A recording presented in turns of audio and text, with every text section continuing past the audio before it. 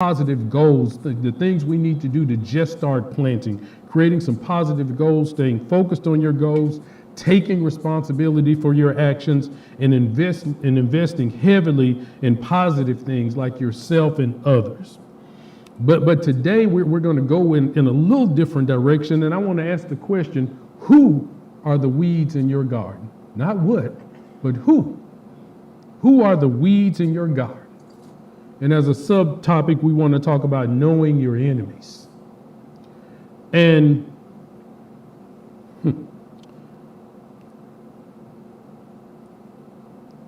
I think at some point in time in life, we all have enemies, whether we want to or not. Some of them of our own choosing. Some of them are things that are going on because of things that have happened in our life, choices that we've made.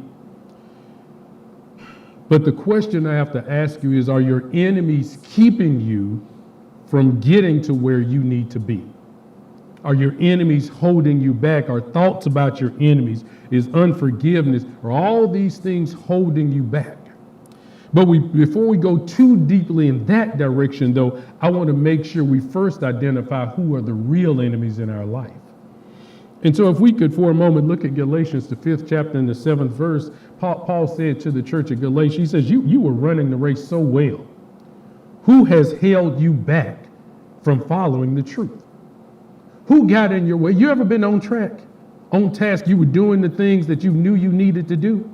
Then all of a sudden, out of nowhere, you look around and you realize you're on a whole different road. And you're saying, how did I get here? Well, see, this was the church at Galatia. They were doing well. Paul had evangelized. He planted the church. They were growing. They were doing well. And then life got in the way. Their choices got in the way. Their enemies got in the way. And so Paul is asking them the question, who kept you? Who held you back from doing this? You were doing so well. And so I want to start with that question. When you think about the times you ended up on the wrong road, who got in your way?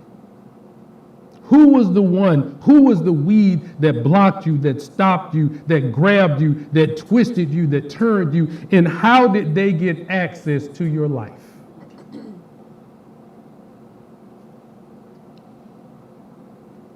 I want to share a few of these quotes with you. When there is no enemy within, the enemies outside can't hurt you. When there's no enemy inside, the enemies outside can't hurt you.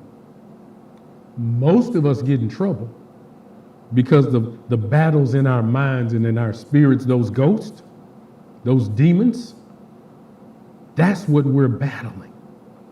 And so as long as those enemies exist and we don't deal with those enemies, we will always have a difficult time battling the enemies on the outside. Always.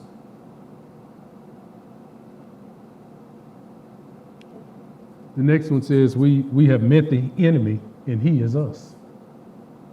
How many of us know for a fact we've been our own worst enemy at times in our lives? We got in the way. If we really take accountability, take responsibility for our life, and stop blaming, stop pointing our one finger and look at where the other three are pointing, we can normally find the real source of the problem. That I can go back to specific points in my life and choices that I made and realize that was all on me. Nobody made me do it. I made a choice. Because more often than not, we had a choice to walk away, didn't we? We had a choice to do something different. And we made the wrong choice. The sooner we can own that, the sooner we can move on.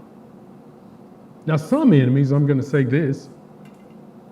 Some enemies, I'm not going to say that they're good enemies, but sometimes it's good that you have enemies. And so this quote says, you have enemies, good. That means you stood up for something sometime in your life. And sometimes you got to take a stand, whether it's for yourself, for your children, for your family, for God. You have to stand up and make some choices. Stand up and stand for something. And whenever you stand for something, you are going to have enemies.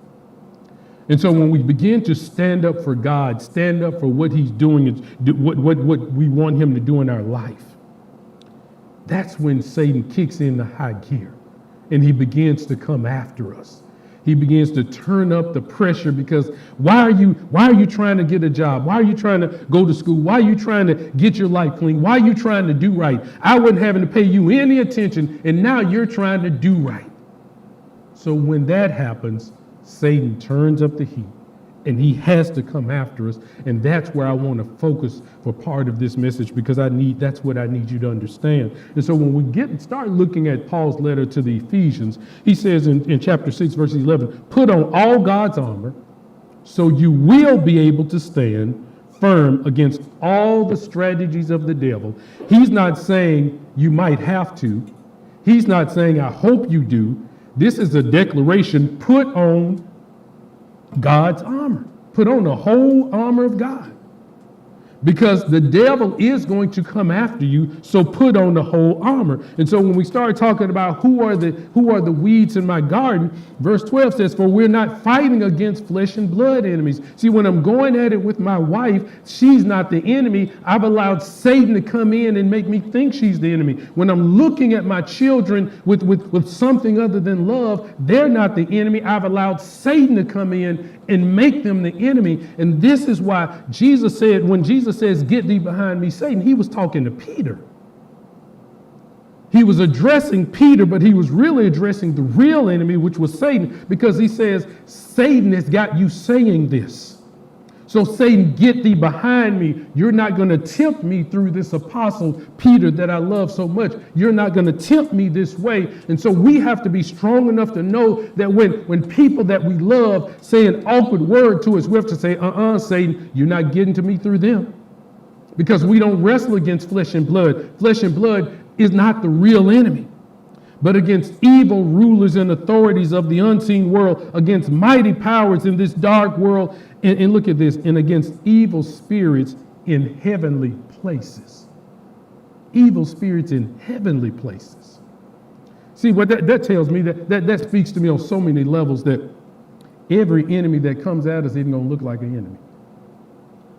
Every enemy that comes at us isn't going to come at us on the attack. So you can deal with somebody when they come at you and they're ready to fight and you see them coming from the front. But when they come in with smiles, when they come in trying to give you something or offer something that sounds so good, it becomes more difficult to recognize them. And so when he says against evil spirits in heavenly places, that means Satan has got some strategies that are going to look good, smell good, taste good, feel good to you, and you've got to be ready for them.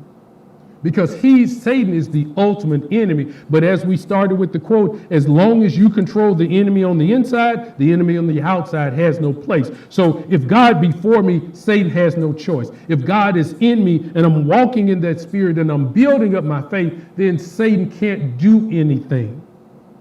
He can't do anything. He has no power if I'm healed and whole on the inside. And so because we're up against this fight, Paul ultimately told the church, he says, therefore put on every piece of God's armor so you will be able to resist the enemy in the time of evil. Then after on the armor, he didn't ask them to, telling you there will be a battle. And so the only way you can survive this battle is putting on God's armor.